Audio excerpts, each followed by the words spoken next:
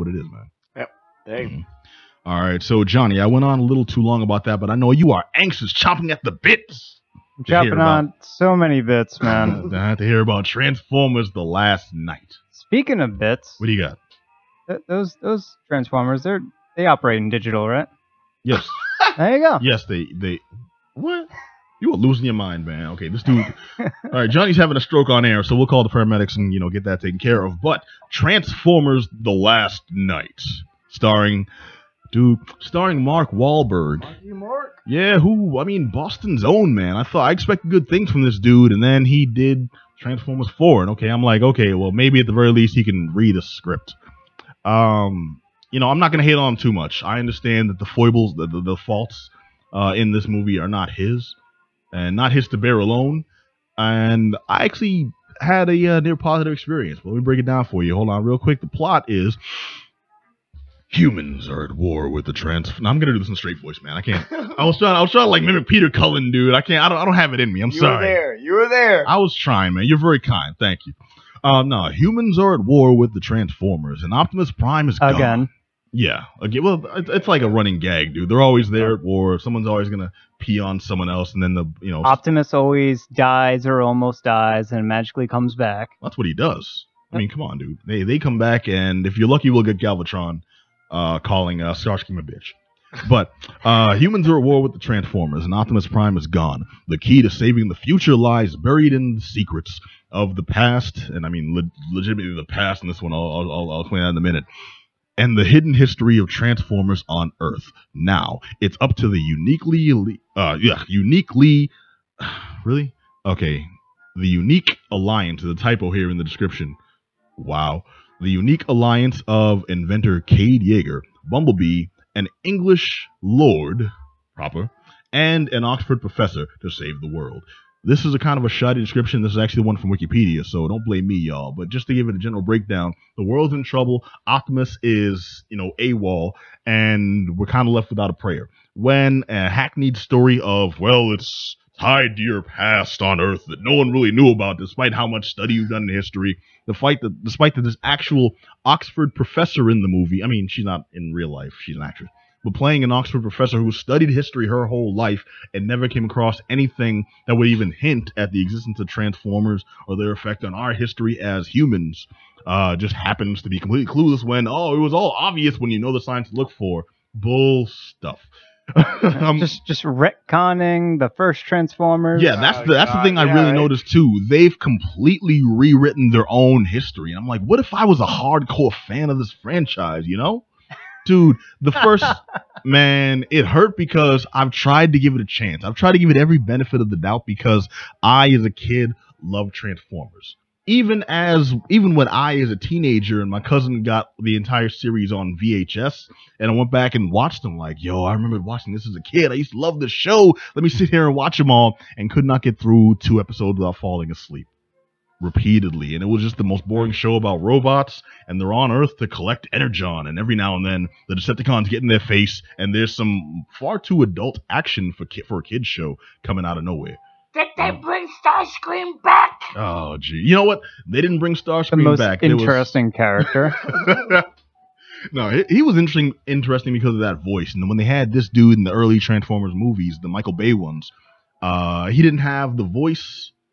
Hence, he didn't have the same appeal. He was just kind of like this. He was just another Transformer. Wait a minute, this isn't a Michael Bay film? This is a Michael Bay film. Okay. I'm talking about the original animated movie. Yeah. Oh, okay. Yeah. So in that one, he had the voice. And the first Michael Bay one, Starscream was there. The voice was not there for Starscream. Yeah. And that's the thing that made him, And this one, it's in the trailers. It's not a spoiler, but they found the head of Starscream. Yeah. And they think the best part of him. In the movie, you think they're gonna bring him back. Nah, everything we saw in the trailers was just a red herring. Dude, they threw us for a loop. This was a completely different story, and here's what gets me: this actually could have been the best Transformers movie if it didn't have Michael Bay behind it. That's what sucks. It seems outlandish and ridiculous from that synopsis, from the trailers, from everything we were pitched at what this movie was supposed to be. And then you watch it and I'm like, yo, this should have been the most badass movie ever. Because consider it conceptually, okay? You've got giant robots, robot dinosaurs, sword fighting. You've got knights that range back to like the days of King Arthur and stuff. And you've got like proper King Arthur, Merlin legends, and like sword battles and huge field battles on screen. Coupled with modern technology, and you've got like, you know, soldiers in like this badass war action tale. They're parachuting from planes, people on gliders, they're firing lasers and giant cannons, all this stuff. They're traveling the world, meeting like, you know, spies from here and like, you know, lords with like power and links to like Illuminati secret cults, you know, and ancient organizations dedicated to like, you know, the preservation of mankind. It should be like Kingsman crossed with what was that movie? Pacific Rim, crossed with Jurassic Park. I mean, there's so many things that should have been badass, and then you put Michael Bay at the helm, and everything sucks. Oh my God, you had me sold. I'm like, sorry, man, I might want to dude. go see this movie, dude. Well, I don't know about that. It sounded like a Spider-Man 3 syndrome. Where they stuck in too many like cool things or too many bad like villains or something like that. No, it can work. Think about Scott Pilgrim. I love that movie. Yes. Yeah, you know, Okay. so much cool stuff into one, and you do it right, it comes out awesome. You know, Transformers by Edgar Wright would be goofy and comedic, but awesome.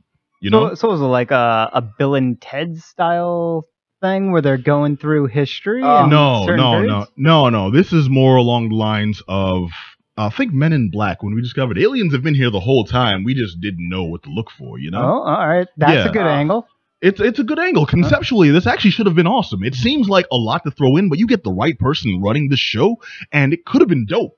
Like, I'm watching this whole thing thinking, like, throughout every minute of this movie, I'm like, yo, I would really be enjoying this if it wasn't Michael Bay. Michael Bay's getting bored making Transformers well, movies, dude. he's the one stigma of it, because this was a good idea. You know, like, everything in this should have played out really well, and he's the one thing that kind of killed it. So And how did he kill it? Well, Yeah. that's what I'm getting to. I'm glad you asked. I realized I was saying a lot about like that he killed it without explaining why he killed it. You get a lot of tropes that Michael Bay forces into his movies, like really ham-fists that don't belong there. This is a movie about an Oxford professor and an American inventor, you know, scientist, coming together because he's like the one. And one thing they really did well in this is they explained how the concept of the one, the chosen one, isn't necessarily like, oh, he's born and it was heralded in the book somewhere in the past that someday someone will be born. No, it's just like somebody who meets those qualities that is required to wield this power. You know, like, think of it like the hammer of Thor. In the comics, we know we know only someone worthy can wield the hammer of Thor. Or Nazi Captain America. Well, yeah, you know, like that, without bringing that specific part of the story Or the up. Hulk. Yeah, we'll get there. But it's not necessarily the one man that wields it. It's somebody with those same honorable qualities that can wield it. And Thor is just the one that happens to wield it now, you know? Yep. In this story, Cade Yeager, played by our very own Marky Mark, played by Mark Wahlberg, he's not like, he wasn't, you know, foreseen to be born and such. He's just someone on Earth who's good enough and properly qualified to wield that power. Okay, You so that's like the King Arthur element that you're talking about. And then when you have those presented by Michael Bay, the Oxford professor is this cheesecake, random, just a model turned actress who actually did a decent job for the role she was given. But every scene they have her cheesecake. You know what cheesecake is? Yeah. No, You know what beefcake is? Yeah. I know what a beefcake is. Cheesecake is the female variation of beefcake. Oh, really? Yeah. Okay. Yeah. All right. So for some reason, in every scene, she's in like a skin tight dress. Every scene, she's in her when she's in her teaching gear, she's dressed in kind of a it's still damn sexy because it's all like form fitting. It's supposed to be like kind of a frumpy, billowy blouse and those and mom jeans and stuff. But for some reason, it's very tight on her. It's very form fitting. And then she's in these scenes where is she having an intelligent conversation, with her mother, with her friends about something of this golly. They're discussing Chaucer. They're discussing astrophysics. They're talking about anything. No, this movie does not meet. In a scenes several that should have passed the Bechdel test, it doesn't, and that's not a big thing to harp on for me specifically, but I notice it in every Michael Bay movie. And this one, in scenes that obviously could have been against the norm, no, it followed that. It's like everything's on a rail. It's not going to deviate from those specific tropes. And that's just one of the things that gets me. Also, you have Cade Yeager. He's earned his stripes throughout the last movie, which was garbage. And they tried to make him seem like something of a prestigious character. He's the one that's taking over for the Witwickies. Yep. And the second he leaves American soil, he's immediately being disrespected by every English person who hears his American accent. And I'm just like, this is a dude you've already built up. He's already earned his keep. He's paid his dues, yet you've reduced this dude to comic relief in most scenes just to get those same tired comic beats, that weren't that funny to begin with. Shy out. You're saying in the lore, he should have been prestigious enough, well known enough to get respect globally. Yeah. At the very least, even coming up against cats he knows, Josh Duhamel, Duhamel, damn it, I'm not sure the exact proper way to pronounce that. I think it's Duhamel. But the same guy from the first movie, from the first couple of movies, the military guy, who we kind of liked actually. He started off as the villain, then he turned into like a goofy. No, he wasn't a villain. He was. I know what you're talking about. No, we'll get to him. That's okay. I want to say Barton Fink. I know the man's name. He was the Jesus in Herb, help me out. The Big Lebowski. Thank you. Yes, he was the Jesus. I know you're talking about him. That's John Turturro. I love that guy. Yeah, we're not talking about him. No one not yet. with the Jesus. He's back too. No, Josh Duhamel. He's the soldier that once the military got involved in the first movie, he's the one that inspired Shia and Megan Fox's characters to say, no, look, don't be scared, don't be flailing about and like useless humans. You're involved here. You're important parts of the story. So you're soldiers now. You're here to do important things. So we need you to actually get head in the game. Yep. He's the one that inspired them. He was like their military, friend. He was their I don't know, they're in with the American forces. And he's back in a position of power. And this one kind of brought me down because he's pretty much just a mouthpiece for every bad idea the government has. And that's the thing, another Michael Bay trope. The military means well, but is immediately stupid.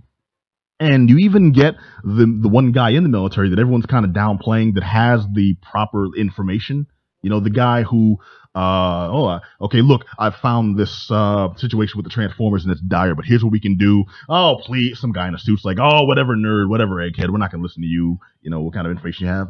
Everything constantly comes up again and again. Yep. And I'm like, dude, you had an awesome story and you kind of whittled it down to this template that you make all your movies from. He relies too heavily on chaos in order to drive the story, in order to insert all of these crazy different sort of scenes. Like he wants to get like a car driving off of a building through another building or whatever with explosions That's a different in the background. Guy. That's Jeremy Lin you're talking about. He comes up and with I like that movie, man. Forget you.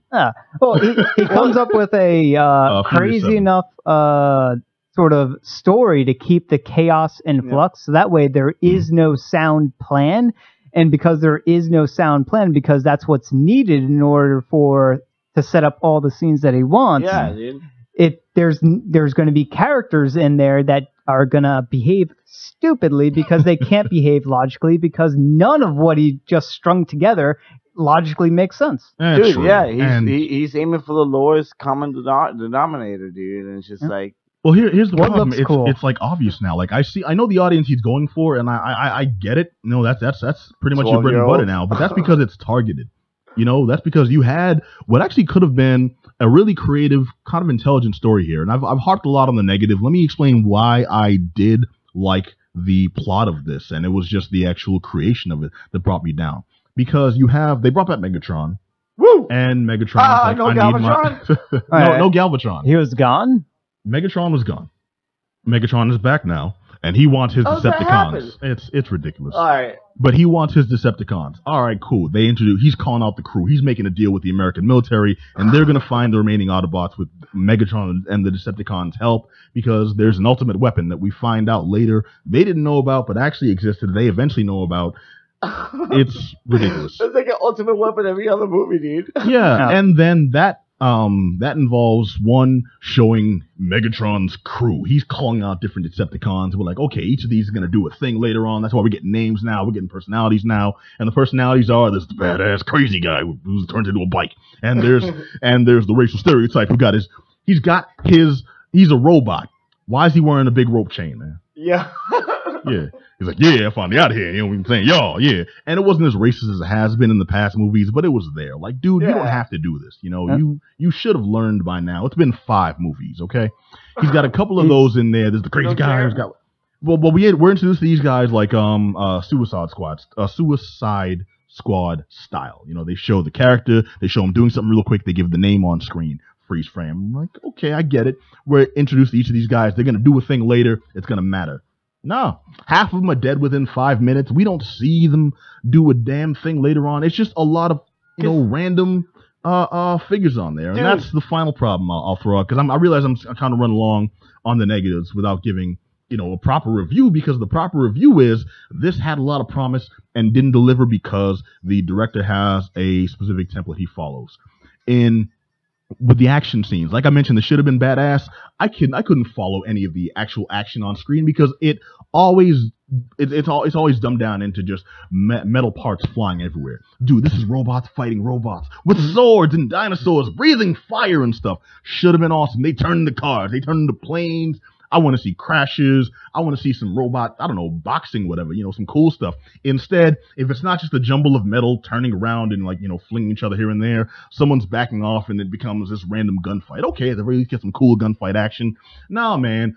I get a laser, boom, it's outside the screen, firing off here, and I don't even see it hit the target. I just see some metal flying into a building, some metal flying into other metal. None of it has the detail that would show me this is a cool story. They introduced Merlin and King Arthur and the 12 Knights of the Round Table. Yo, it's gonna go there. Cool. Let's see how this plays out. Well, we see a dragonfly over a battlefield, shoot some fire. That's it. He talks some mess about Merlin, and that part we never see it again. Okay, well, the trailer, sold me on this is gonna be like Fast 8, well, the 8th Fast and Furious movie. It's like the hero we've come to know turns on his team. Why? What made him go bad? Is it gonna be deep? Is it gonna have like some hidden message? And how are they gonna battle their former friend and leader? It's like, okay, Optimus is on some stuff. Okay, he's the main baddie of this. Let's see what. That whole storyline, which they sold the movie on, mind you, lasts 7 to 10 minutes max. Wow, max. Wow. Shipped. Not only that, but I forgot Optimus was in this for most of the movie, man. No. It starts off, you see him, and what turns him like, oh, okay, that's gonna be where the movie goes. No, dude, he disappears for like 45 minutes, and then pops up, and the whole thing is resolved in like 10.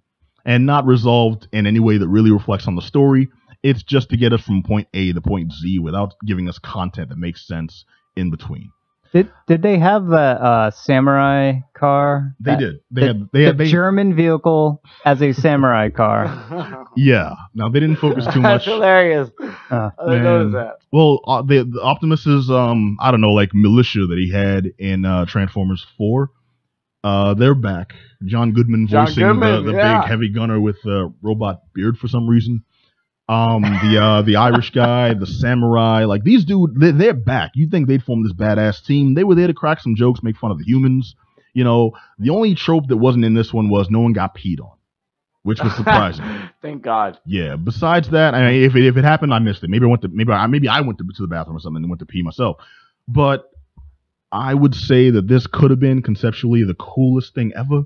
And the only thing that brought it down was Michael Bay throwing in all his random Michael Bayisms, because The concept of robots that, they scan random things and become that technology. They fight each other with swords, with blasters, with fists, and they have attitudes. They have motivations. They have personalities. Could have been real cool. There's dinosaurs in there. There's robot dinosaurs in there. They fight. They have personalities. They live with humans, and the whole thing is like a Denver the Last Dinosaur experience, They've got names. They've got identities. They've got backstories. Everything is like, it should be really touching. They introduced a new kid with the new Transformers, and Transformers are running wild. So I should have seen all different types all over the sucker doing cool stuff. And you see a couple of them do cool things, and then something will take you out of the scene. It's kind of messed up. It kind of brings me down. One actual female in this whole story. There's the Oxford professor. That's it? That's it. I mean, she had her family, her mother, her aunts were there, and you see them for about 4 minutes, and then they're gone. And she's the only one left. An entire room full of military people, no women. The dude that played Buster on Arrested Development in what should have been a prestigious role, and instead kind of like they made him a serious guy who was there to further the plot and then have no real effect. He's the guy who gives good information and then bad ideas 2 hours later in the movie. It's a 2 hour and 45 minute, 2 hour and 40, 2 hour and 45 minute movie. It's long and little payoff. It brings me down because I was hoping for such good things. This could have been the story that turned it around once I started watching the movie, because the trailers told me, no, it's probably going to suck. But then I saw that's not the story. So I realized, no, this actually has promise. Let's see how it plays out. And then it played out poorly. It could have been the one to save the franchise for me, and it wasn't.